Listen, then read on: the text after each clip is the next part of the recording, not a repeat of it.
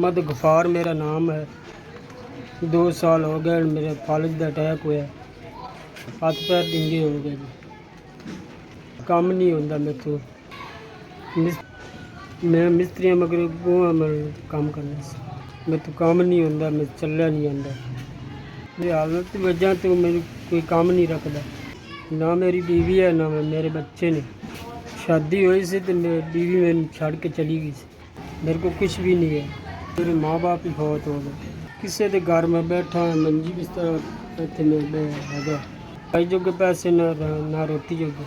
बड़ा तुहाडे दारे का बहुत शुक्रिया, 3000 की मदद की। अल्लाह ताला तुहाडे दारे में खुश रखे, दारा इंज गरीबों की मदद करता रहे। हालत की वजह तो मेरे हाथ पैर खराब हो गए, तुहाडे दारे का बहुत शुक्रिया। 3000 रुपया 3000 रुपया कल्या होया मैनूं मिल गया। ताला तुहाडे दारे में खुश रखे, मदद करते रहो गरीबों की। 3000 कल्या होया मैनूं मिल गया, मैं अपनी दवाई का करांगा तो कोई रोटी खावांगा। तुहाडे दारे की बड़ी मेहरबानी। 3000 रुपया गरीबां ते हाथ रख दे।